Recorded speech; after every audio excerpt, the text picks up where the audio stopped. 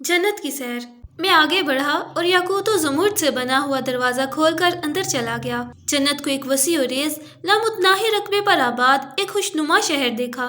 سچے موتیوں کی چمک دمک سے بنی ہوئی اینٹوں سے فلک بوس محلات نظر آئے۔ ہر محل سے پہلے دیتا زیب اور خوبصورت باغ، باغوں میں مہروتی اور بیضوی تالاب، تالابوں میں آنکھوں کو ہیرا کرنے والا صاف شفاف پانی، پانی ایسا میٹھا جیسے شہد، تالاب یا حوض میں فوارے، فواروں میں سے ابلتا ہوا کوسو قزا کی طرح رنگین پانی، پانی کی ہر لہر یا دھار کا رنگ الگ۔ جب پانی ابلتا ہے تو رنگ برنگی ہزاروں قسم کی پھول جڑیوں کا گمان ہوتا ہے۔ محلات کے اندر آسائش کا ایسا سامان جو زمین پر بسنے والے کے تصور سے باہر ہے، پردے ایسے کہ زربفت و کم خواب ان کے سامنے کھدر سے بھی کم وقت۔ محلات میں خدمتگار حور و غلمان سراپا نور میں ڈھلے ہوئے، آنکھوں میں سچے موتی اور نیلم کی چمک، رخسار لالے بدخشاں، حوریں سراپا سپردگی، غلمان سراپا جذب و کشش۔ میں نے نظر بھر کر جو حور کو دیکھا تو میرے اوپر کپ کپی طاری ہو گئی، اور جب اس حالت غیر کو حور نے دیکھا تو وہ مسکرائی، ایسی مسکراہٹ کہ بجلیاں کوند گئیں، دماغ گھوم گیا، کھڑے ہونے کا یارہ نہ رہا۔ ایک میگنیٹ تھا جو لہریں بن کر جسم و جاں میں دوڑ رہا تھا۔ اللہ تعالیٰ کی صنائی کو دیکھ کر آنکھیں ہیرا ہو گئیں، جذب و شوق نے کروٹ لی۔ میں دیوانہ وار آگے بڑھا اور حور میری نظروں سے اوجھل ہو گئی۔ جنت کے باغوں میں ایسے درخت دیکھے جو نور سے مرکب سراپا نور نظر آئے، ایسے طوطی مکال رنگ برنگے پرندے دیکھے جن کے پروں سے روشنی نکل رہی تھی، پھول ایسے جن میں کئی کئی رنگوں کا امتزاج، پھول کی پتی کا ہر رنگ ایک کمکمہ، خوشبو کا طوفان۔ لگتا ہے کہ کروڑوں روشنیوں کے رنگ رنگ قندیل روشن ہیں۔ ہوا چلتی ہے تو پوری فضا جل ترنگ ہو جاتی ہے اور اونچے نیچے مدھم سوروں میں ساز بجنے لگتے ہیں۔ سازوں میں اتنا کیف و سرور کہ آدمی وجدان سے معمور ہو جاتا ہے۔ باغوں میں دودھ اور شہد کی نہریں، پھل اس قدر شیریں اور خوش ذائقہ کہ انسان ان کا ذائقہ چکھ لے تو اس کے اوپر نشہ طاری ہو جائے۔ مجھے وہ مقام بھی دکھایا گیا جہاں حضرت آدم علیہ السلام و حوا علیہ السلام سکونت پذیر تھے۔ وہ درخت بھی مشاہدے میں آیا جس کے قریب جانے سے اللہ تعالیٰ نے منع فرمایا تھا۔ دل چاہتا ہے کہ اس درخت کی تشریح بیان ہو جائے، لیکن ہاتف غیبی مجھے اس بات کی اجازت نہیں دیتا کیونکہ یہ بات نوع انسان کے شعور کی سکت سے باہر ہے۔ جنت کی مسحور و مہمور فضا میں ہر طرف ہریالی، خوشنما پھل پھول، آبشاریں، نہریں، تالاب، حوض اور حوض میں کمل کی طرح پھولوں کی بہتات ہے۔ سما ایسا جیسے بارش تھمنے کے بعد سورج غروب ہونے سے ہوتا ہے۔ القصہ مختصر میں بھی محو حیرت تھا کہ حضور خواجہ غریب نواز رحمۃ اللہ علیہ نے ارشاد فرمایا، کیا سمجھا، یہ سب کیا ہے؟ اب میں پھر روضہ مقدس و مطہر کے اندر حضور خواجہ صاحب رحمۃ اللہ علیہ کے سامنے مکمل عجز و انکسار بنا بیٹھا تھا۔ سلطان العارفین حضور خواجہ صاحب رحمۃ اللہ علیہ نے فرمایا، جو دیکھا کیا سمجھا، اور پھر قرآن کریم کی سورۃ المطففین کی تلاوت کی جس کا ترجمہ یہ ہے، خرابی ہے ڈنڈی مارنے والوں کی جن کا یہ حال ہے کہ جب لوگوں سے ماپ لیتے ہیں تو پورا پورا لیتے ہیں، اور جب ان کو ماپ یا تول کر دیتے ہیں تو انہیں گھٹا دیتے ہیں۔ کیا یہ لوگ نہیں سمجھتے کہ ایک بڑے دن اٹھا کر لائے جانے والے ہیں، اس دن جب کہ سب لوگ اللہ رب العالمین کے سامنے کھڑے ہوں گے؟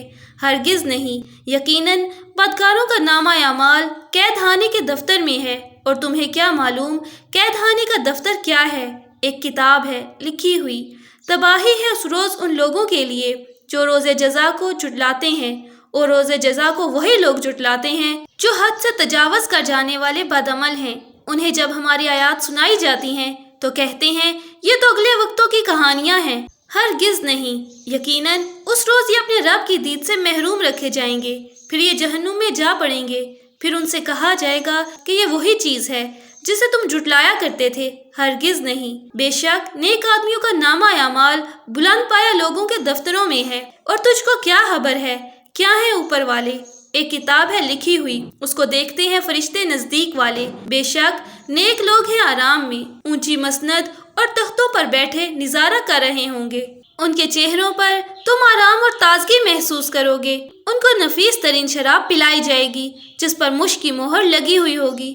جو لوگ دوسروں پر بازی لے جانا چاہتے ہیں وہ اس چیز کو حاصل کرنے میں بازی لے جانے کی کوشش کریں، اس شراب میں تسنیم کی آمیزش ہوگی۔ یہ ایک چشمہ ہے جس کے پانی کے ساتھ مقرب لوگ شراب پئیں گے، मुजरिम लोग दुनिया में ईमान लाने वालों का मजाक उड़ाते थे। जब उनके पास से गुजरते तो आंखें मार मार कर उनकी तरफ इशारा करते थे। अपने घरों की तरफ पलटते तो मजे लेते हुए पलटते थे और जब देखते तो कहते थे ये बहके हुए लोग हैं। हालांकि वो इन पर निगरान बनाकर नहीं भेजे गए। आज ईमान लाने वाले कुफार पर हंस रहे हैं, मसनदों पर बैठे हुए उनका हाल देख रहे हैं।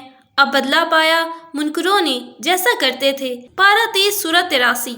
अल्लाह के दोस्त सैयदना हुजूर अलैहिस्सलातु वस्सलाम के वारिस औलिया के सरदार हुजूर ख्वाजा गरीब नवाज रहमतुल्लाह अलैह ने कुरान करीम की तिलावत के बाद कहा, तू क्या समझा? ज़हन पर जोर डाल और तफक्कुर कर।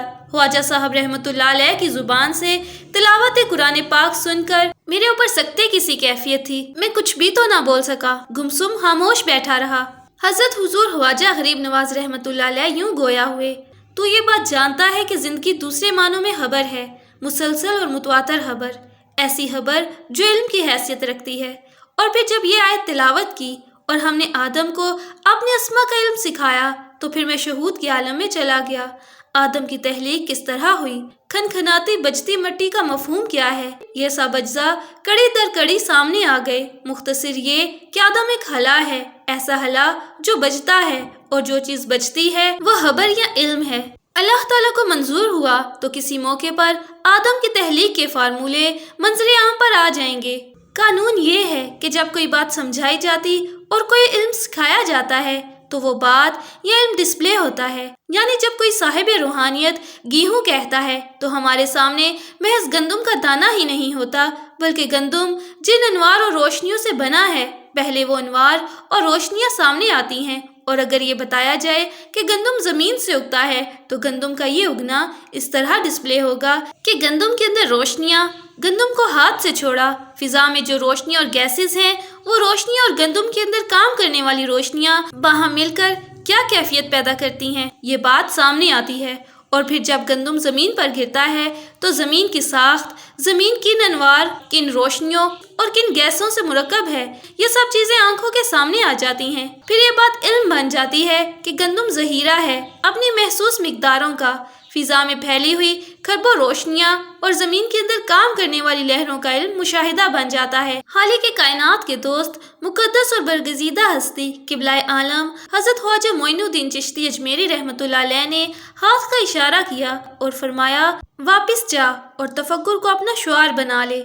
अब मैं खुले आसमान के नीचे छत पर बैठा था और जिस्म सर्दी से कपकपा रहा था।